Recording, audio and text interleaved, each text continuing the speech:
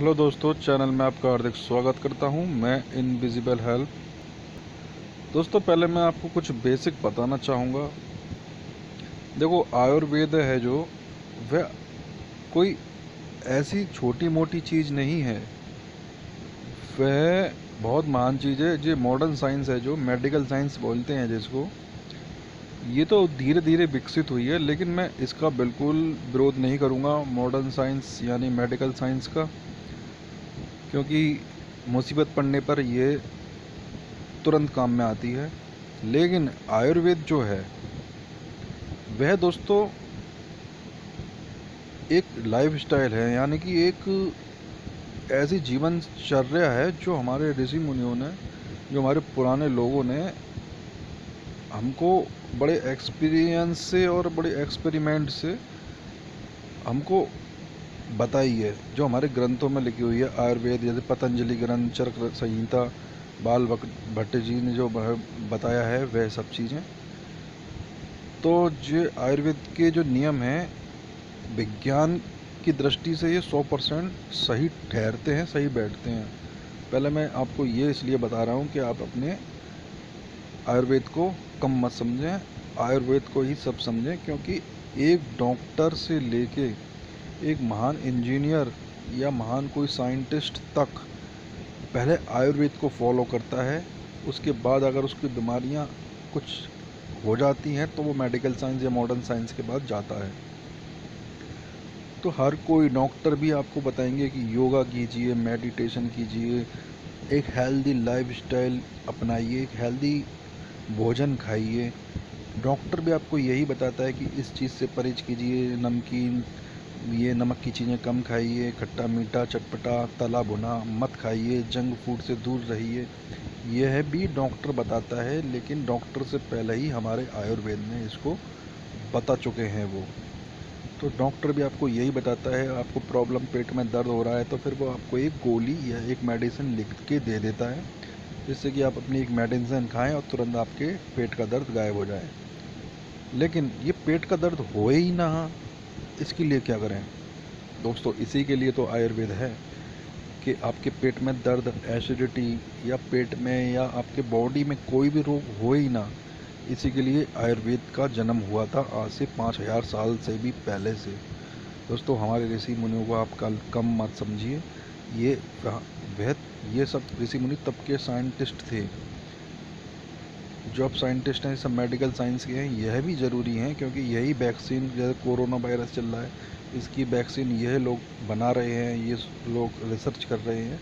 लेकिन आपको corona virus हो ही ना, तो इसका मतलब यह है कि आपको अपनी प्रतिरोधक क्षमता यानी इम्यूनिटी को स्ट्रॉन्ग करना पड़ेगा। इम्यूनिटी स्ट्रॉन्ग, रोग प्रतिरोधक क्षमता स्ट्रॉन्ग कैसे होती है? रोग प्रतिरोधक क्षमता स्ट्रॉन्ग होती है एक आयुर्वेदिक लाइफस्टाइल फॉलो करने से। योगा, मेडिटेशन, अच्छा खान पान, संतुलित आहार विहार, इन सब चीज़ों से। यह सब चीज़ें हैं, क्या हैं ये सब चीज़ें? आयुर्वेद की जीवन शैली है दोस्तों। अब मैं आता हूँ अपने मेन टॉपिक पर, क्योंकि थोड़ी सी मुझे भूमिका तैयार करनी थी, जिससे कि आपको आयुर्वेद पर पूरा भरोसा रहे। अब दोस्तों, मैं आपको बताना चाहूँगा कि हमारी बॉडी के अंदर, हमारी जो बॉडी है वो 3 चीज़ों से चल रही है। वात, पित्त, कफ। वात यानी वायु, हमारी बॉडी के अंदर वायु भी चलती है। अगर वह सम अवस्था में है तो हम निरोग रहेंगे, स्वस्थ रहेंगे। हमारी बॉडी में पित्त भी चलता है। पित्त यानी हीट, गर्मी। अगर वह सम यानी बैलेंस सिचुएशन में है तो हम स्वस्थ रहेंगे, निरोग रहेंगे। दोस्तों, हमारे बॉडी के अंदर कफ भी चलता है, यानी कफ का मतलब होता है आपकी बॉडी के अंदर चिकनाई। अगर वह संतुलित अवस्था में है, बैलेंस है, तो आप स्वस्थ रहेंगे। यानी तीनों चीज़ें, कफ, पित्त, वात, संतुलित बैलेंस अवस्था में है तो आप स्वस्थ रहेंगे।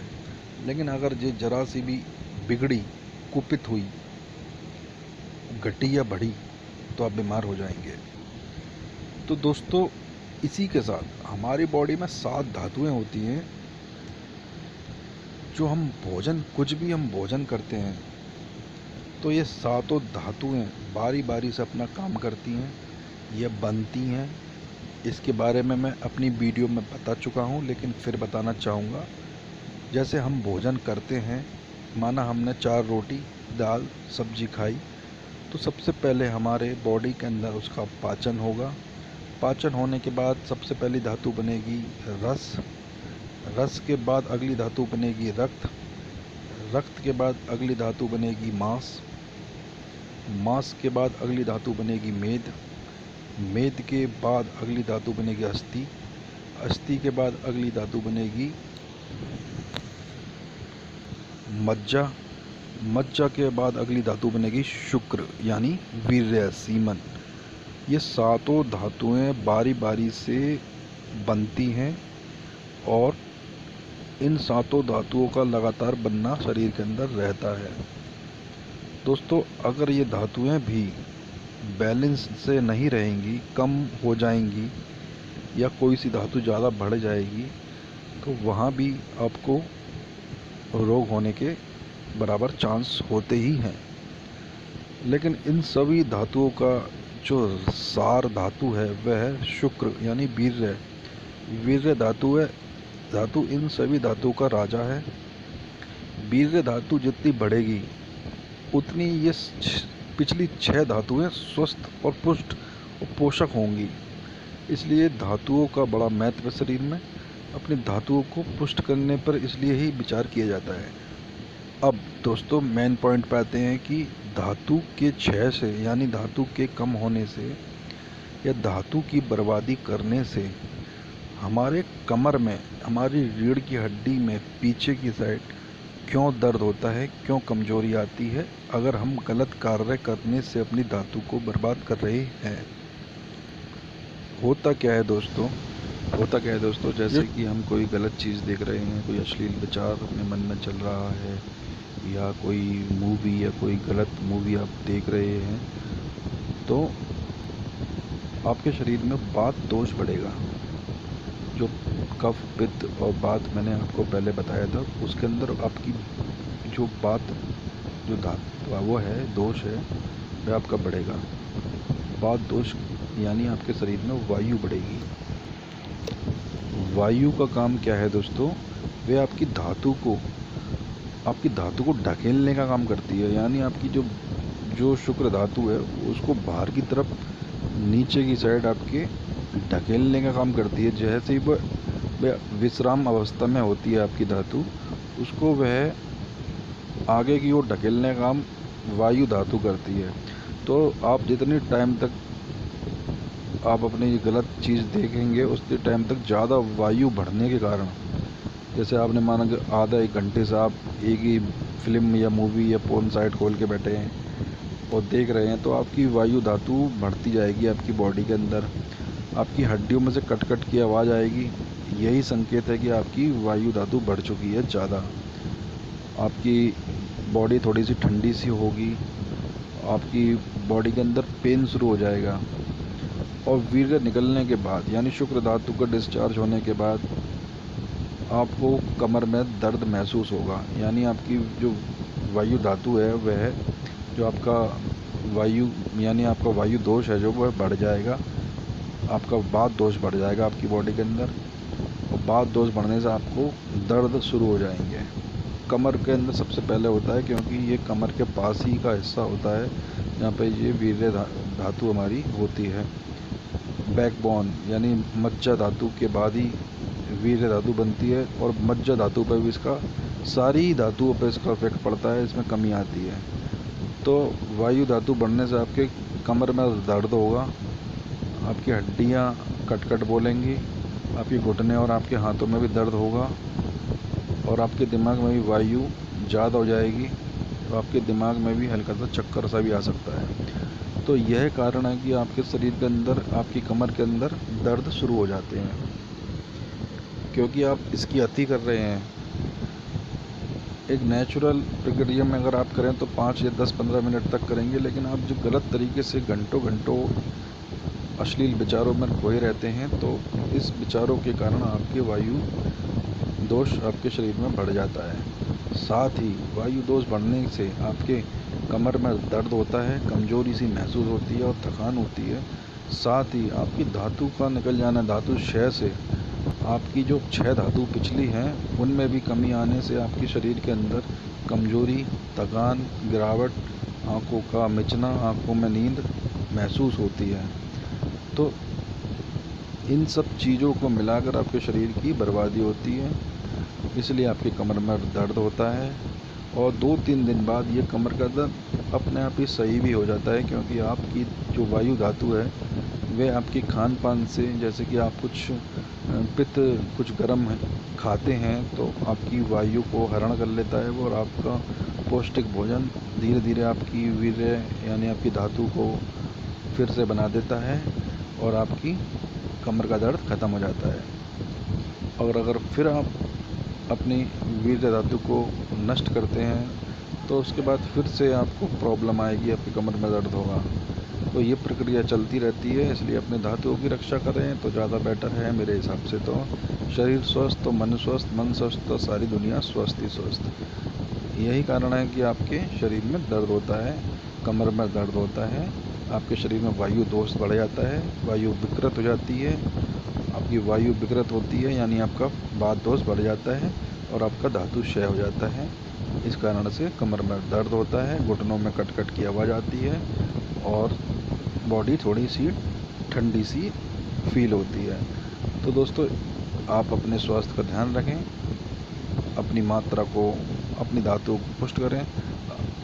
हो सके तो ना ही आप अपनी धातु को बर्बाद करें, धातु को पुष्टि पर ध्यान दें। इसके लिए मैं आपको एक चीज़ बताना चाहूँगा। अगर आपको ये प्रॉब्लम आ रही है, वैसे तो आनी नहीं चाहिए, अगर ये आपको प्रॉब्लम आ रही है तो इसके लिए आपको रसायन, आयुर्वेद में जो रसायन बताए गए हैं उनका सेवन शुरू कर देना चाहिए।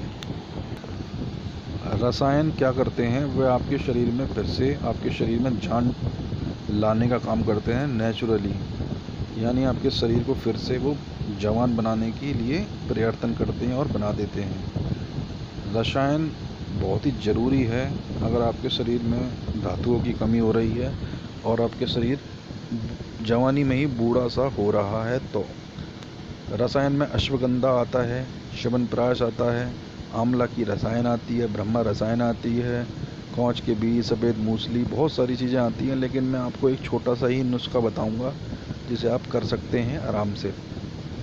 आप अश्वगंधा खाना शुरू कर दीजिए दोस्तों। अश्वगंधा बहुत ही ज़बरदस्त जड़ी बूटी है। अश्वगंधा एक जड़ होती है पौधे की और उसके अंदर एक अलग ही शक्ति, एक अलग ही जोश और ताकत होती है। इसका नाम ही अश्व माने घोड़ा होता है और गंधा माने उसकी घोड़े जैसी गंध होती है। तो अश्वगंधा हॉर्स पावर यानी आपके अंदर एक घोड़े जैसी शक्ति ला देगी। और आपकी कमर का दर्द में तो बहुत ही ज़्यादा, क्योंकि ये अश्वगंधा वात नाशक है, वात दोष को दूर करती है, क्योंकि इसकी प्रकृति गर्म है। तो आपके वात दोष को ये नाश कर देगी और आपकी हड्डियों के अंदर कटकट की और आपकी हड्डियों में से दर्द होता है वह नहीं होगा। तो अश्वगंधा बहुत ही कमाल की चीज़ है। अश्वगंधा का पाउडर और अश्वगंधा की टैबलेट, ये 2 फॉर्म में बाज़ार में भी उपलब्ध है दोस्तों।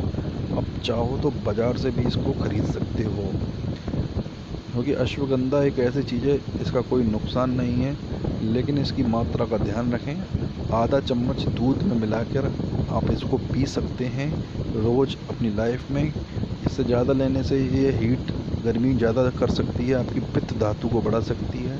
इसलिए आधी चम्मच का ही मैं आपको राय दूंगा, क्योंकि इतना ही मैं भी लेता हूँ। इसके साथ ही एक टैबलेट, अगर आपको चूर्ण पसंद नहीं है तो आप एक टैबलेट दूध के संग रात को इसकी खा सकते हैं। ये ज़बरदस्त काम करती है आपकी धातुओं को पुष्ट करने में। आपकी वीर्य धातु को सीधे ही बहुत ज़्यादा शक्तिदायक बनाएगी, आपकी हड्डियों को मजबूत करेगी, क्योंकि इसके अंदर बहुत अच्छे गुण हैं।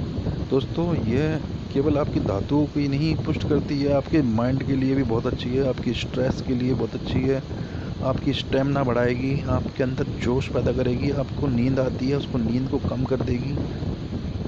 इसके तो बहुत फ़ायदे हैं, लेकिन मैं इस वीडियो में इसके फ़ायदे नहीं बता पाऊँगा।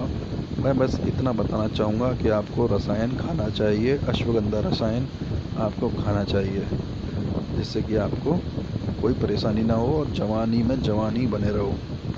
तो दोस्तों, अगर आप अश्वगंधा आपके एरिए में, आपके मोहल्ले में, आपके बाज़ार में नहीं मिल रही हो, तो मैं एक नीचे लिंक दे दूँगा, आप वहाँ से ख़रीद लेना, अगर नहीं मिल रही हो कहीं पे तो। ठीक है दोस्तों, मैं अगले वीडियो में फिर मिलूँगा। आपका दोस्त इनविजिबल हेल्थ। मेरे चैनल को लाइक और सब्सक्राइब करना ज़रूर है दोस्तों। धन्यवाद।